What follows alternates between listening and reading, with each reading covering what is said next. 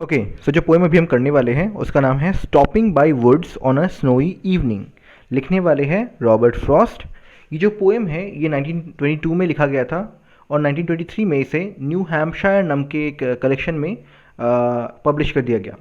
अगर पोएम के फॉर्म की बात करें तो पोएम के अंदर 4 लाइन स्टैंजाज हैं, है ना, क्वार्टरीन्स हैं और इयम्बिक टेट्रामीटर में ये लिखा गया है। पोएम में ये दर्शाया गया है कि कैसे जो हम ह्यूमंस हैं हम अप्रिशिएट तो करते हैं ब्यूटी को, बट हम अपने रिस्पॉन्सिबिलिटी से बाउंड भी है और हम आगे बढ़ते रहते हैं। तो स्टार्ट करते हैं। पोएट स्टार्ट करते हैं, whose woods these are I think I know, है ना। तो जो हमारे पर्सन है, जो हमारे यहाँ पे ये जो पर्सन है, पोएट है, ये जा रहे हैं, है ना, एक घोड़े के ऊपर ये जा रहे हैं और ये अचानक से एक जगह रुक गए ना। एक वुड्स मतलब फॉरेस्ट होता है, तो एक फॉरेस्ट के पास वो रुक गए और वो कहते हैं मुझे पता है कि जो फॉरेस्ट है, ये जो वुड्स हैं, ये किसके हैं। His house is in the village दो, उसका जो घर है, उस पर्सन का घर जिसका ये फॉरेस्ट है, उसका घर जो है वो विलेज में है, ग्राम में है।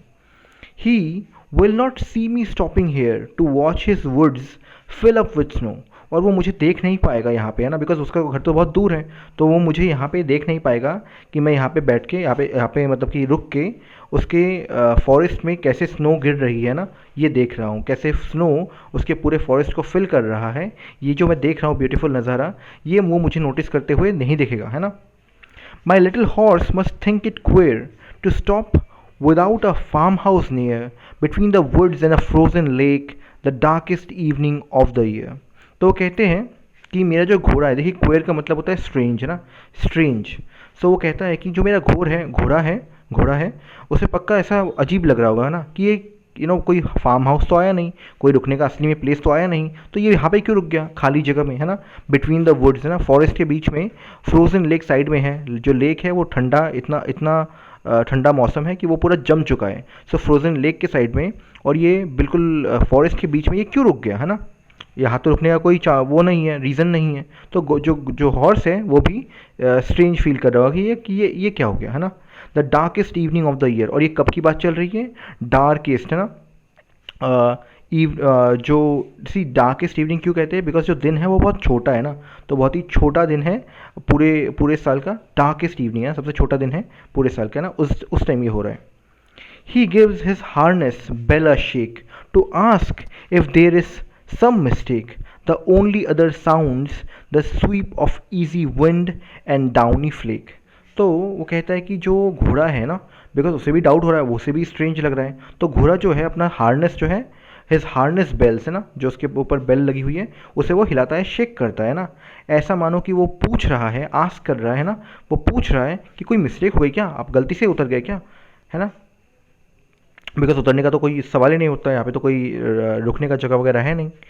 The only other sounds that the sweep of easy wind and downy flake, है ना। तो वो जो अभी इसने अपना हार्नेस बेल जो है वो हिलाया, है ना, घोड़े ने, उसके अलावा अगर मैं उसके अलावा पूरा सन्नाटा है ना, और सिर्फ कुछ ही साउंड सुनाई दे रहा है। उनमें से एक है ये जो हवा का साउंड है ना, जब हवा बहती है तो वो जो साउंड वो क्रिएट करती है ना, फॉरेस्ट के बीच में से निकल के या फॉरेस्ट के बीच में से जाके, और नॉर्मली जो हवा का साउंड है वो साउंड मुझे सुनाई दे रहा है। और उसके अलावा जो फ्लेक्स गिर रहे हैं ना, जो बर्फ़ गिर रही है ना, बर्फ़ के वो बहुत ही छोटे छोटे पार्टिकल्स गिर रहे हैं, उसी का जो साउंड है वो मुझे सुनाई दे रहा है ना। डाउनी फ्लेक मतलब जो फ्लेक फॉर्म में स्नो गिर रही है, उसके वो जब डाउन गिर रही है तो उसका जो साउंड है, बस यही 2 साउंड है जो मुझे सुनाई दे रहा है इस घोड़े के हार्नेस बेल के अलावा। अब आते हैं हम इसके आखिरी स्टैंजा पे, है ना। तो अब तक तो है कि हमने ब्यूटी अप्रिशिएट कर ली।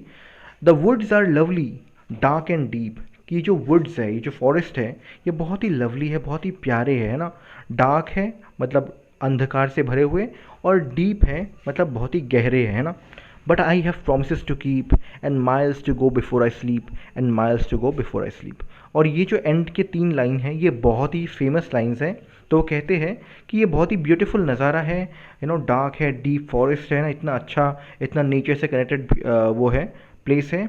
But I have promises to keep, लेकिन मैंने मुझे लाइफ में मेरे रिस्पॉन्सिबिलिटीज़ है, आई हैव प्रोमिसेस, मैंने लोगों को प्रॉमिस कर रखा है।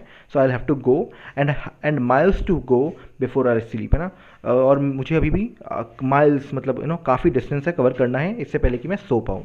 देखिए, अगर पोएम को आप लेना चाहे इस तरह से, तो आप ले सकते हैं कि इस पोएम में भी ना आपको आपके स्टूडेंट लाइफ में या हम आपके पॉइंट ऑफ व्यू से करते हैं, तो आप स्टूडेंट लाइफ में हो ना, तो आपको ना ऐसे ब्यूटीफुल मोमेंट्स दिख जाते हैं ना। जैसे कि पोएट को बीच में इस फॉरेस्ट के रूप में उसे एक ब्यूटीफुल नज़ारा दिखा है ना, तो आपको भी अपनी लाइफ में काफ़ी ब्यूटीफुल नज़ारे दिखते होंगे ना। कोई फैमिली फेस्टिवल हो गया, कोई पर्टिकुलर पर्सन हो गया है ना, ऐसे बहुत सारी चीज़ें हैं ना जो आपको आपका मोमेंट्री जो आपका ध्यान है वो खींच लेती है अपनी तरफ। और क्यों ना खींचे, ये वर्ल्ड वैसा ही है ना, माया से भरा हुआ है।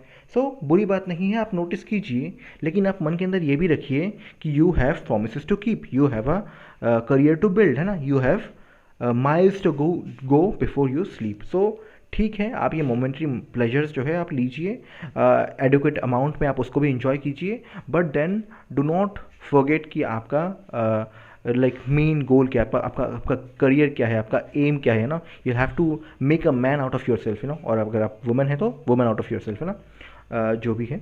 सो ये रहा पोएम। आई होप कि आपको ये पोएम जो है अच्छा लगा होगा।